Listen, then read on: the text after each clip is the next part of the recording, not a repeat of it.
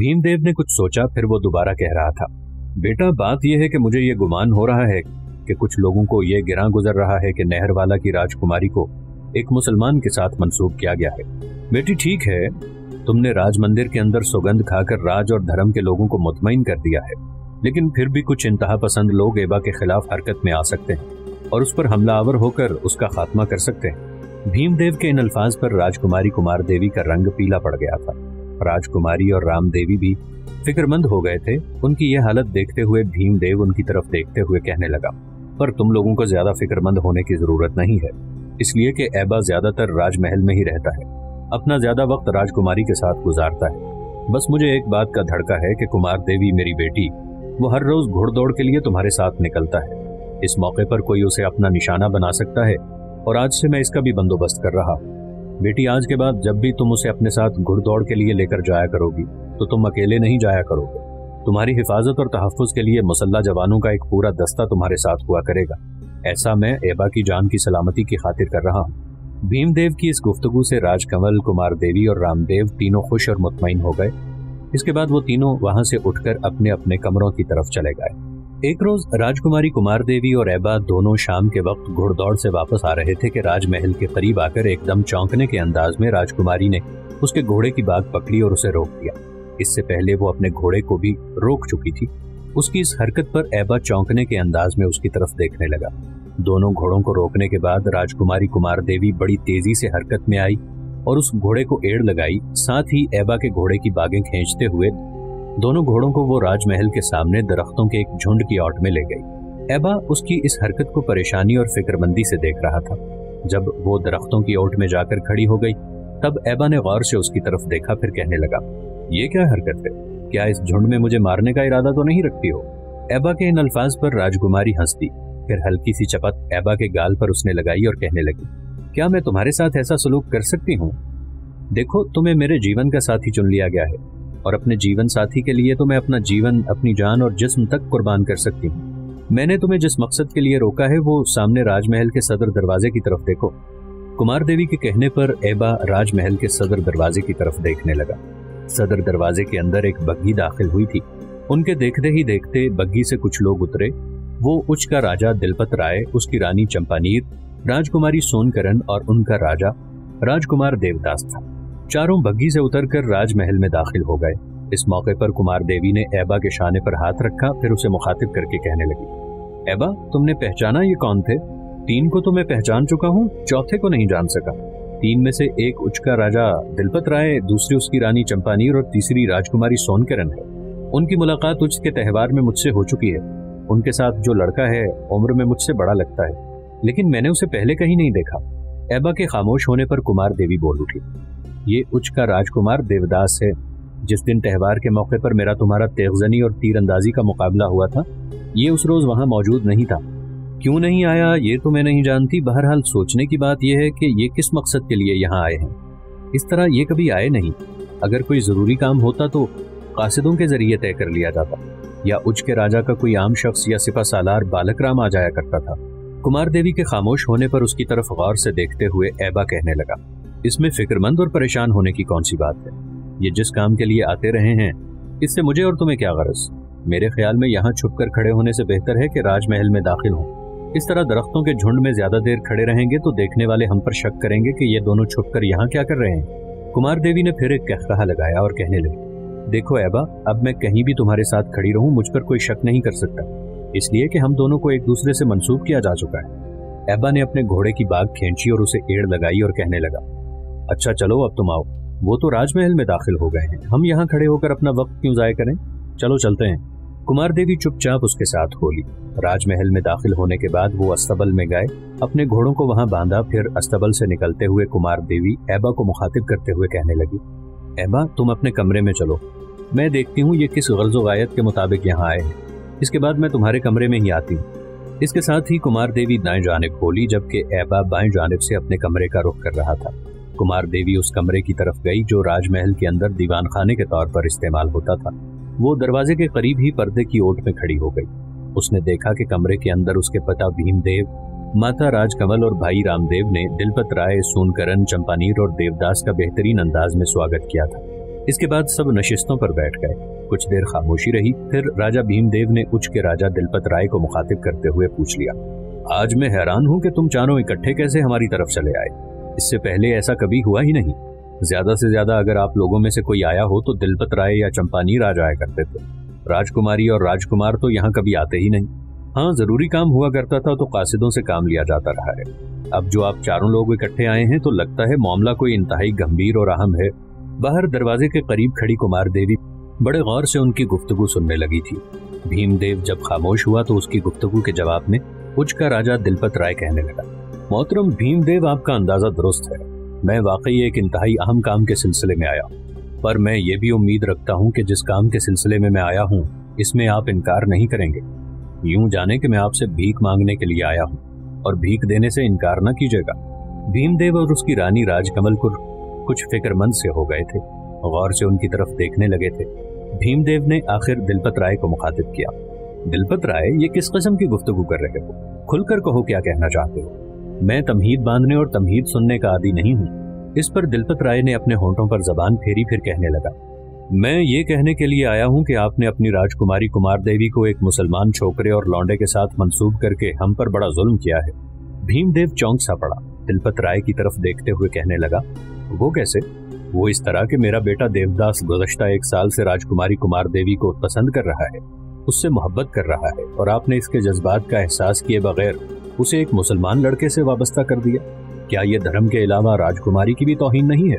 यहाँ तक कहने के बाद दिलपत राय रुका, फिर अपनी बात को आगे बढ़ाते हुए कह रहा था, पिछले बरस जब राजकुमारी कुमार देवी उच्च के त्योहार में हिस्सा लेने के लिए गई थी, जब मेरे बेटे देवदास ने पहली बार उसे देखा था और देखते ही उस पर फरेफ्ता हो गया था। अब जो आपने कुमार देवी को ऐबा नाम के उस लड़के से मंसूब कर दिया है तो देवदास बड़ा परेशान है। आप लोगों के इधर आने के बाद देवदास इंतहा दर्जे का परेशान और फिक्रमंद रहा है। बराबर हमसे यही तकाजा कर रहा है कि कुमार देवी की सगाई मुसलमान लड़के से मनसूख की जानी चाहिए, क्योंकि मैं कुमार देवी को पसंद करता हूँ। अब हम आपके पास ये भीख लेने के लिए आए हैं कि आप अपनी राजकुमारी। दिलपत राय अपनी बात मुकम्मल न कर सका, इसलिए कि बीच में राजा भीमदेव बोल उठा, दिलपत राय, जो गुफ्तगू तुमने की है ये नामुनासिब है। जिस ख्वाहिश का इजहार देवदास ने किया है ये भी नामुनासिब है और उसूलों के कतई खिलाफ है। तुम चारों जानते हो कि पिछले बरस जब राजकुमारी उषा देवी के मंदिर के त्यौहार के सिलसिले में उच्च आई थी तो वहां बाकायदा ऐलान किया गया था कि जो भी लड़का राजकुमारी को तीरंदाजी के मुकाबले में मात करेगा या इसके बराबर रहेगा, राजकुमारी को इसी से मंसूब कर दिया जाएगा। क्या इस मौके पर तुम्हारा देवदास मुकाबले के लिए निकला? अगर नहीं निकला तो फिर मैं समझता हूँ इसने अपने आप को इस काबिल ही ख्याल नहीं किया होगा कि राजकुमारी का तीरंदाजी में मुकाबला करे। चलो, वो पहला मौका था, चूक गया होगा। अब दूसरी दफा जब राजकुमारी हमारे साथ गई और यही ऐलान हुआ कि तीरंदाजी में जो राजकुमारी के बराबर रहेगा या इसे हराएगा, राजकुमारी उसी से मंसूब हो। अगर राजकुमार देवदास 1 साल पहले से राजकुमारी कुमार देवी को पसंद करने लगा था, इससे मोहब्बत करता था और ये इस पर फरेफ्ता हो चुका था, तो फिर राजकुमारी को हासिल करने के लिए इसे चाहिए था कि मैदान में उतरता, राजकुमारी से तेवजनी और तीरंदाजी का मुकाबला करता। अगर ये राजकुमारी के बराबर भी रह जाता तो मैं राजकुमारी को इससे मंसूब कर देता। अब चूंकि मुकाबले पर सिर्फ एक ही लड़का उतरा, नाम उसका ऐबा है। तुम भी जानते हो, तुमने उस लड़के को देख रखा है। आजकल उसने मेरे ही राजमहल के अंदर क़याम कर रखा है। उसकी हैसियत अब मेरे यहाँ बेटे की सी है। वो लड़का गुण में कमाल का निकला। उसने राजकुमारी को न सिर्फ तीरंदाजी बल्कि तेवजनी में भी नीचा दिखाया। लिहाजा ऐलान के मुताबिक राजकुमारी को उससे मंसूब कर दिया गया और अब सूरत हाल ये है कि मेरी राजकुमारी कुमार देवी भी उसकी तरफ माइल हो चुकी है। मैं समझता हूँ उसे पसंद करने लगी है, उसे चाहती है। अब इस मौके पर तुम ही सोचो, क्या ये मुमकिन है कि मैं अपनी बेटी की सगाई मनसूख करके उसे राजकुमार देवदास से मंसूब कर दूं? दीवान खाने में कुछ देर खामोशी रही, फिर कमरे में दिलपत राय की आवाज गूंज गई। भीमदेव को मुखातिब करते हुए वो कहने लगा था, भाई कुछ भी करो, इसमें मेरे बेटे देवदास की जिंदगी का सवाल है। यूं जाने वो राजकुमारी कुमार देवी को जुनून की हद तक पसंद करने लगा है। उसका यह भी कहना है कि अगर राजकुमारी कुमार देवी इसे ना मिली तो वो जिंदा नहीं रहेगा। आप ही बताएं इस सिलसिले में मैं क्या करूं? दिलपत राय खामोश हुआ, तब कुछ अजब से अंदाज में भीमदेव उसकी तरफ देखता रहा, फिर कहने लगा, ये सवाल करके आपने हमें बड़ी मुश्किल में डाल दिया है। देवदास अगर 1 साल से राजकुमारी को चाह रहा था तो इसे मुकाबले में हर सूरत हिस्सा लेना चाहिए था। इसी सूरत वो राजकुमारी को हासिल कर सकता था। अगर इसने ऐसा नहीं किया तो मैं इसके लिए सिर्फ एक काम कर सकता हूँ। आप लोग आराम करें, कल देवदास और राजकुमारी कुमार देवी के मुकाबले का एहतमाम किया जाएगा। अगर देवदास कुमार देवी को तीरंदाजी में मात कर गया तो मैं राजकुमारी को देवदास से मंसूब कर दूंगा और इस मुसलमान लड़के ऐबा से इस सिलसिले में माजरत कर लूंगा और उसे इनाम से नवाजते हुए जिन सरजमीनों से वो ताल्लुक रखता है उन्हीं की तरफ उसे रुखसत कर दूंगा। इसके अलावा मैं कुछ नहीं कर सकता। इस मौके पर दिलपत राय ने कुछ सोचा, फिर भीमदेव की तरफ देखते हुए कहने लगा, राजकुमारी कुमार देवी इस वक्त कहाँ है? हम भी उससे मिलना चाहते हैं। हमें उससे इस मौजू पर गुफ्तगू कर लेने में कोई हरज तो नहीं है। इस बार जवाब देते हुए राजकमल बोल उठी, राजकुमारी इस वक्त घोड़ दौड़ के लिए निकलती है, मेरे ख्याल में वापस आने वाली होगी। ऐन उसी लम्हे कुमार देवी दीवान खाने में दाखिल हुई और सबको मुखातिब करके कहने लगी, मैं घुड़दौड़ से आ गई हूँ। पहले वो सोनकिरण और चंपानीर से मिली, फिर अपनी माँ राजकमल के करीब बैठ गई। उसकी तरफ देखते हुए दिलपत राय बोल उठा, बेटी तुम्हारी गैर मौजूदगी में हमने एक मौजू पर गुफ्तगू की है और ये मौजू तुम्हारी जात से ताल्लुक रखता है। उच्च के राजा दिलपत राय के खामोश होने पर राजकुमारी कुमार देवी बोल उठी, इस दीवान खाने में दाखिल होने के बाद जो गुफ्तगू आपने मेरे बाप के साथ की, मैं इस गुफ्तगू को सुन चुकी हूँ। मैं दरवाजे के करीब ही खड़ी थी, सारी गुफ्तगू मैंने वहां खड़े होकर सुनी है और मैं अब अंदर आई हूँ। इस सिलसिले में मैं पहली बात ये कहूंगी कि अगर देवदास मेरे लिए कोई मोहब्बत का जज्बा रखता था तो इसके तहत इसे मुकाबले में हिस्सा लेना चाहिए था। मुकाबले के लिए इसे 2 मौके मिले, एक पिछले साल और एक ये साल। दोनों मुकाबलों में इसने हिस्सा नहीं लिया। इसका मतलब यह है कि अपने आप को हिस्सा लेने के काबिल ही ख्याल नहीं करता। ना ये अच्छा तेगजन है, ना अच्छा तीरंदाज है। दूसरी बात जो मैं कहना चाहती हूँ वो ये कि मेरे पिताजी ने जो आपसे कहा है कि कल मेरा और देवदास का तीरंदाजी का मुकाबला कराया जाएगा और देवदास ने मुझे नीचा दिखा दिया तो ऐबा से मेरी सगाई खत्म करके मुझे देवदास से मंसूब कर दिया जाएगा, मैं इस पेशकश को भी कबूल नहीं करती और ना अपने पिताजी की इस तजवीज़ से इत्तफाक करती हूँ। यहाँ तक कहने के बाद कुमार देवी रुकी। कुछ देर वो बड़े गौर से दिलपत राय, सोनकरण, चंपानीर और देवदास की तरफ देखती रही और फिर फैसला कुन अंदाज में बोल उठी, मेरे पास एक तजवीज़ है, अगर इस पर हम लोग अमल कर सकते हैं तो करके दिखा लें।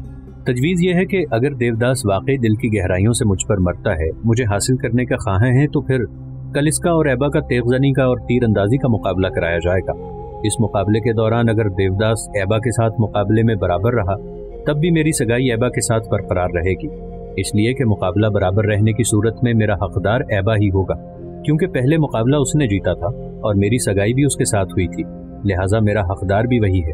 ताहम अगर देवदास ऐबा को तेगजनी और तीरंदाजी में नीचा दिखा दे, इससे जीत जाए, तो फिर मैं आप लोगों से वादा करती हूँ कि मैं खुद ऐबा से माजरत कर लूंगी और खुद कहूंगी कि मुझे देवदास से मंसूब कर दिया जाए। मैं जानती हूँ ऐबा बड़ा फराख दिल लड़का है, वो महसूस नहीं करेगा, जैसा मैं कहूंगी वैसा ही करेगा और जिन सरजमीनों से आया है उधर ही चला जाएगा।